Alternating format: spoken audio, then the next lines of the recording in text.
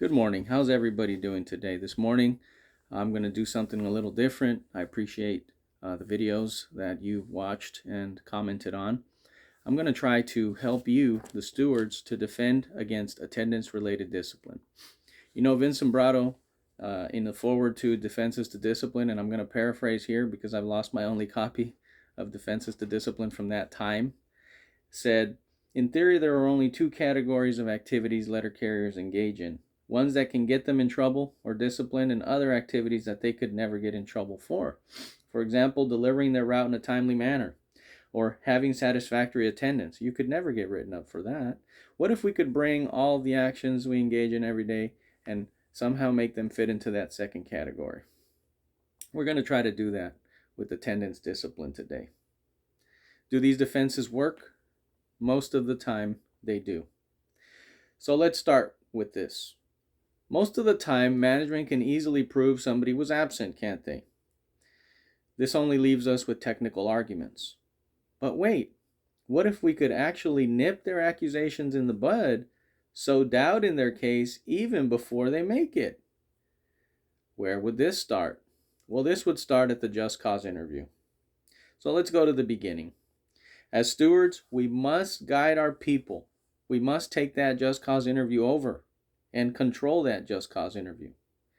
Question 1, as you know, will probably be, what is your name, position, route, how long you've been working for the Postal Service, so on and so forth. I always direct the carrier to answer these questions honestly, without any argument about their validity, and without hesitation. But when do I do this? At the just cause? No. That's too late. We do that before the just cause interview. Under Weingarten, we have the right to have a pre-meeting with the carrier. So we must insist, first of all, before we can have the pre-meeting, we must go to the supervisor that's conducting that just cause, and we must insist on knowing exactly what the grievance is being charged with. Most of the time, they'll give you a good answer, which you can also follow up with follow-up questions and come to a pretty good idea of what that just cause interview is going to be about. We must then insist on a pre-meeting with the grievant. If any of these two things are not willingly given by management or denied, we must warn management then that we will stop the just cause interview at the crucial questions which actually reveal the specific nature of the accusation, and then we will insist on a pre-meeting with the carrier. You have every legal and contractual right to do this under Weingarten, page 17-7 of your JCAM, and I've done this hundreds of times. What can you say? Well, respectfully state, Mr. or Mrs. Supervisor, since you are now just telling us what this is about, and I didn't have a chance to speak with the carrier prior to the just cause interview, we will be stepping outside. Get up. Just get up and start walking out. No matter how much that supervisor rants and raves, you cannot get disciplined.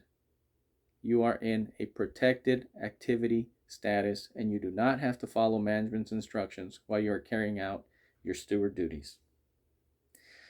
Just get up confidently, call the carrier over. Naturally, they will follow your lead. Now you can step out of earshot or perhaps step into another room and have that pre-meeting. If the next question they ask is also of a nature that you have not had the opportunity to prepare for, guess what? Just repeat the process. Tell the supervisor, well, you never told us this was about. Now it's about an accident or a dog bite. I haven't had the opportunity to have a pre-meeting with the carrier. And again, confidently stand up, call the carrier over, and walk out. What's going to happen? The first couple times, it will be a fight. Eventually, management's probably just going to give you a copy of the questions before you meet with the carrier, or at least give you sufficient time after telling you what it's about to talk to the carrier. It's happened hundreds of times. You must insist on that. The next good defense tactic, since now you've enforced your Weingarten right and earned that pre-meeting, is to assist them in answering the questions at the just cause interview. Management's going to say, well, you're only here to witness, you can't talk, you can't answer for the carrier, yada, yada, yada. Again, page 17-7 of the JCAM states, in a Weingarten interview, the employee has the right to a steward's assistance, not just a silent presence. The employer would violate the employee's Weingarten rights if it refused to allow the representative to speak or tried to restrict the steward to the role of a passive observer. Sometimes disciplines have been overturned on the misconduct of management during the just cause interview. So, now how can you assist the carrier in answering questions without being guilty of answering for them? You see the difference there? Now, sometimes, I'm not saying you can't answer for them. If management allows it, and they write down the answer as if it came from the carrier, even better. But I will teach you how to do this without being guilty of answering for the carrier. If the carrier obviously gets stuck, is forgetting, or beginning to say something incriminating, you can always say, well, can you hold on just a minute? I need to write this all down. And you're there pausing the just cause interview, aren't you? You're giving the carrier a time, breathing room to perhaps recalibrate and rethink what they're saying. A lot of the times, that's also appreciated by management because they haven't been able to write everything down. You can also ask for a timeout anytime. Perhaps things are getting a little uncomfortable in there. The carrier is getting upset. You can ask for a timeout. Let's just take a couple minutes here. Let's step out. The carrier's having a rough time right now. Another good opportunity to coach the carrier. Next, you can lead the carrier. And this is where the art comes in. You can actually, because you've earned that pre-just cause, because you know what they're going to say or what they should say, you can say, well, didn't you tell me outside that this day you had flu-like symptoms? Remember that? Or perhaps a child health emergency, child health issues, or any other mitigating circumstance. And this can work on any subject, not just attendance, but you can always direct the carrier by saying, remember outside when we were talking during the pre-just cause meeting, you told me this or that? That can definitely help. Take the opportunity to put words in their mouth that the carrier can just easily regurgitate to management if management is insisting that the carrier is the one that needs to answer the question. So you're doing this for every question. You're doing this, you're helping, you're assisting, you're not just there to witness and to be a silent observer. Once you finally, because I've had just causes interviews that have lasted for 8 hours. Once you finally finish, inform the carrier that they will most likely receive discipline. I like to say this in front of the supervisor. It makes them uncomfortable. And it emphasizes to the carrier, you need to sign for that discipline, date that discipline, so that we know when you received it, and you only have 14 days to file a grievance. So please call the union right away. I like to say this in front of management. As I said, it makes them uncomfortable, an added perk, and it makes it more official for the carrier. So we've done that, the just cause interview, and we've seen how that can assist us. What about what comes next? Now the carrier finally brings you the discipline they've been issued. What should you do first? Look at the date. Is it day 1, 2, 3, or 14 since it's been issued? That's going to determine what you're going to do next. If you don't have to meet on it immediately in order to meet the time limits, what should you do? First, read the discipline in its entirety. Just because you think you already know what it's about, you already know it's about attendance, don't just read the first page and think you know what it says. You'll be surprised. Management cut and pastes in their discipline. Sometimes they'll leave a paragraph in there about something completely unrelated. And that is a good point of attack for us, that they didn't fully investigate. They never even conducted a just cause interview about a dog bite. They said this was about attendance. Due process has been violated. If it's a letter of warning, pretty straightforward. If it's higher than a letter of warning, there's more hoops that management has to jump through. But we're going to concentrate on a letter of warning today. So what do you do next? You've read the discipline. You request the information. You request it in writing. I can provide you a sample form where management is required to sign and date it. That way we know exactly when that was requested. Remember the axiom, if it's not documented, it didn't happen. What should you request? Well, I'm going to go down a list, and then after I'm going to explain why each item is so important. All disciplines, not just disciplines, all grievances must have a request for the clock rings. The clock rings of all the parties involved in that discipline. If it's attendance, it would probably be just the carriers. Clock rings for all the dates in question.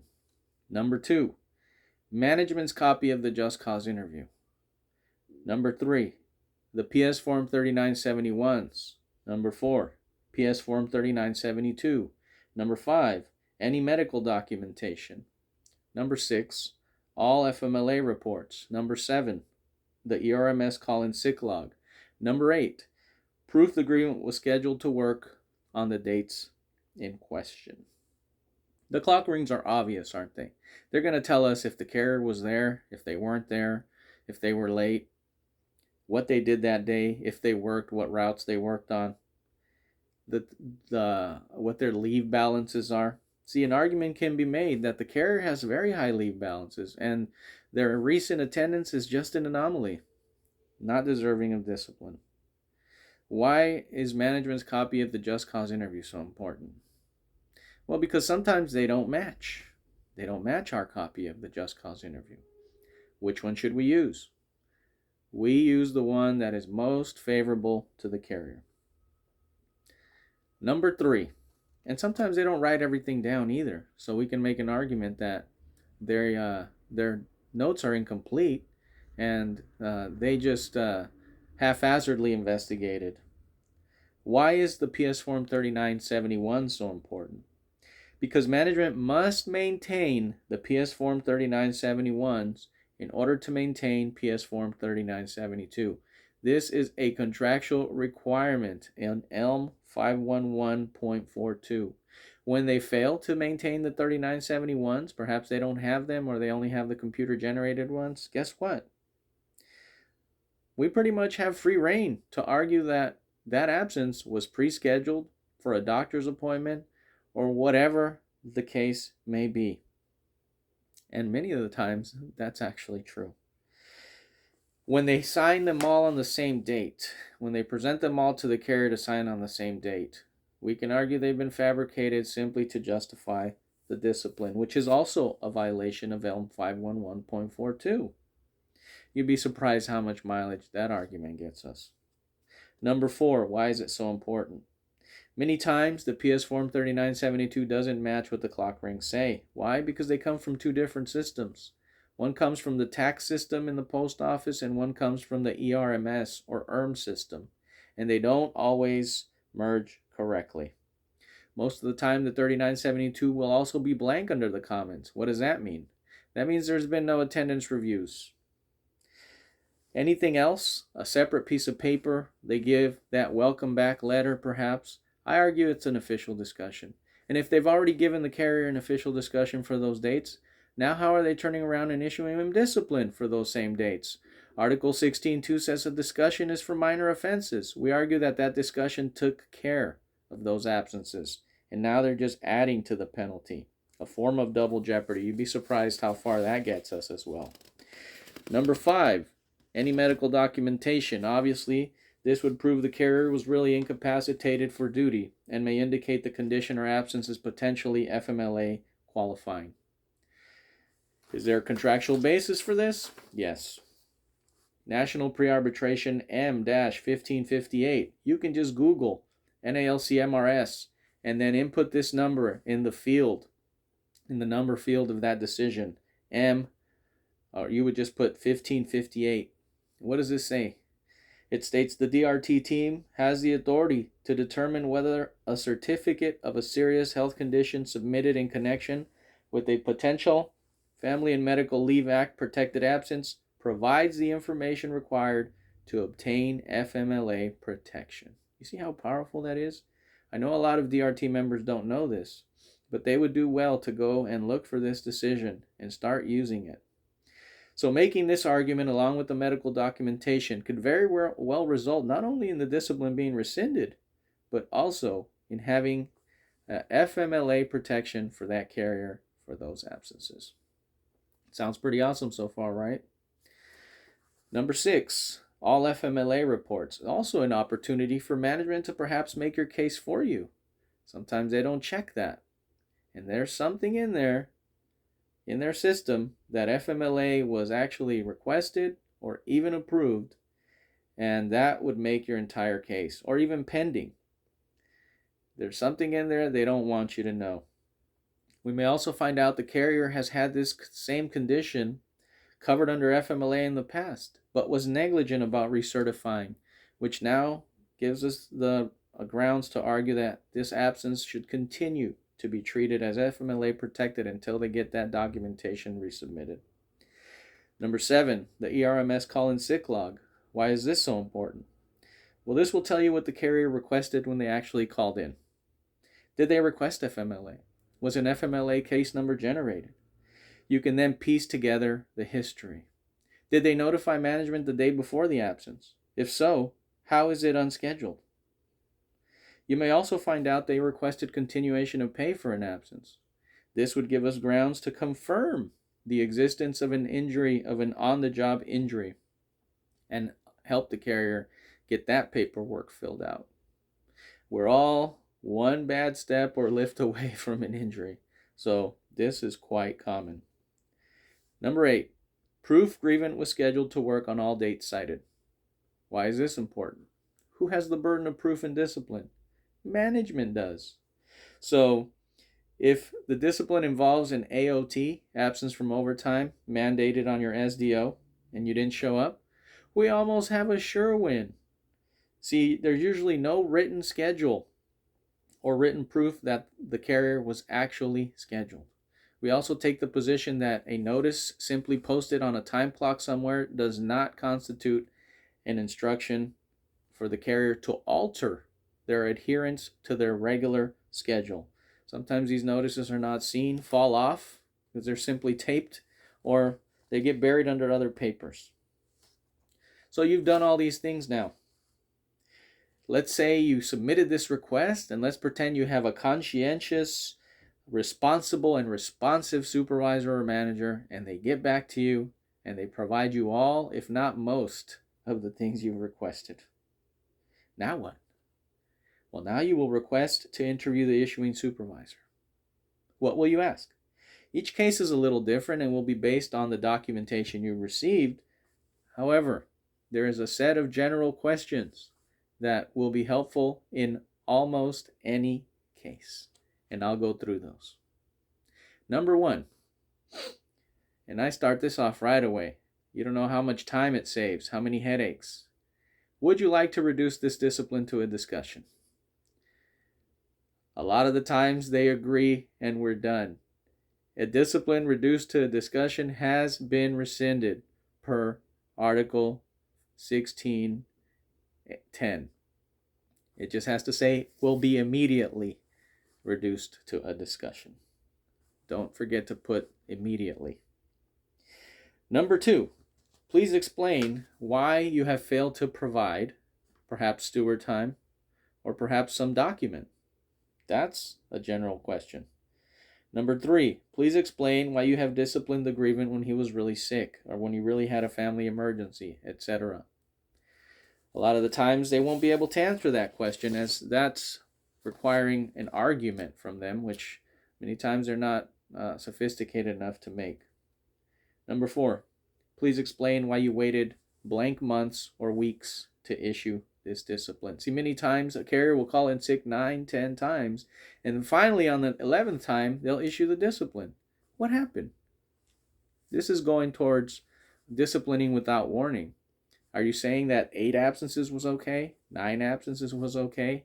Why did you discipline now at absence number 11? A lot of the times they get in an argument with the supervisor over something unrelated, and we know management retaliates. That's their form of retaliation, to issue discipline. Number 5, I noticed Grievant was never forewarned that his attendance was becoming unacceptable. Why not? Or I noticed Grievant has an FMLA qualifying absence. Is that correct? Or I noticed this discipline is untimely. Why?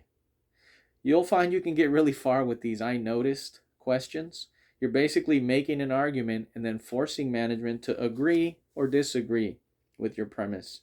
You're also boxing them in to as many positions as possible, which is very helpful when they now try to change their answer in the future. If they forewarned him, and here's the value of that question, after the first few absences, for example, then we say that that was a discussion. Well, you had an official discussion with him, didn't you? Why are you now adding to the penalty by issuing discipline for those same absences? If they never forewarned him, then they have violated a basic tenet of just cause that says they must forewarn you prior to issuing discipline, especially something as fluid as attendance when, again, we don't know how many absences actually constitute unsatisfactory attendance. Number 6, why did you choose to issue him a letter of warning instead of a discussion, or if it's a notice of suspension instead of a letter of warning? I'm asking about the lower discipline right underneath the one that they issued. Why did you choose this instead of that? Again, many times they won't be able to articulate the argument. Number 7, did you ever consider issuing a lower form of discipline? If not, why not? If so, what was that lower form?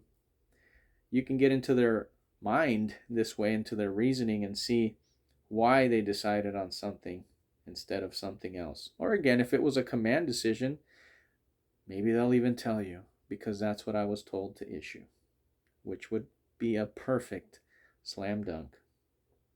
Number 8, where are the original PS Form 3971s versus the computer-generated ones? Now, if the computer-generated ones are the only ones that exist, usually they are very incomplete and sometimes even unsigned by the carrier. And on a side note, I always inform the carrier or suggest that the carrier not sign these. Why not? Because they have a lot of acronyms in the comments section that the carrier is now agreeing to by signing them. Perhaps it says not IOD, not FMLA, deems desirable. What is deems desirable? Deems desirable is restricted sick leave. The carrier is agreeing that they're on restricted sick leave because they're signing these without even knowing what they're signing. You see how bad that looks? I'm getting disciplined for attendance and I agree that I'm on restricted sick leave. We have to file a grievance. Now imagine all they have to do is push a button and everybody is on deems desirable for the office. And we need to file a grievance on that. But that's why I recommend the carrier never sign these. If you want, fill out your own. Fill out your own with exactly what you want them to say. Many of the times management won't take the time to give the carrier a stack to fill out on their own. Instead, they just insist that they sign these computer-generated ones. Number 9, please explain how you have complied with ELM 511.42. This is a contractual requirement. Many of the times they don't even know what this says. So they probably say no comment or I don't know what that says. Number 10, why have you failed to provide all of the requested documentation? It goes to the fact that they failed to properly investigate or they're hiding something that would hinder or be detrimental to their discipline. Number 11, how many absences in a quarter constitute irregular attendance? Some newer supervisors will inadvertently once again create an arbitrary standard which is not based on any contractual provision and therefore is arbitrary. And their discipline would then be arbitrary. If they say, I don't know, then how did you come to the conclusion that his attendance was unsatisfactory? So, once you've done these things, you're ready to meet at informal with a solid case. Or if you had to wait until the grievance was at Fmla to do this, you have a solid basis to write a solid appeal to step B if they don't want to resolve the grievance in a fair, carrier-friendly manner. Folks, I'm not trying to impress you. I'm only trying to help you. I hope this has been helpful to you in your role as a shop steward, and I hope there will be a lot more of these videos in the future. Have a good day.